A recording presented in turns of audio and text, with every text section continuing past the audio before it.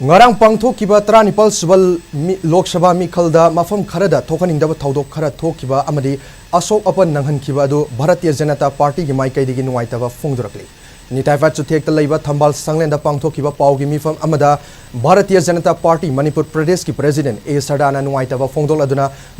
makhatana haikhibada Manipur gi miyamna matam sana bot thadaba thokhibagi damaksu nungaiba phongdoki bot thadaba matamda tongan polling station kharada thokhiba thokhan-ningdaba thoudok kaya aduda asok apan nanghankhibada asimak Bharatiya Janata Party na akan mamoongda condemn tawi agmasiguma thoudok asi matungda thoktanaba hotnaminasi haiki Ngarang pangthokhiba Tranipal suba Lok Sabha election da miyamna saisagi oiba democratic right adu pibina namagi damakta thokpiraktana sigumba election asida vote pibiba isag pibam thokwa right adu koi pibi masigi damakta hainingai leitana amuka so hanna Bharatiya Janata Party ki side tegi thagba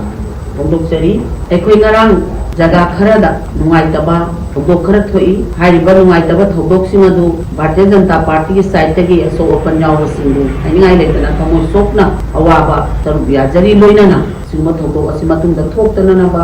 ekoi appeal tawjari loinana thoudok adu bokena condemn tawi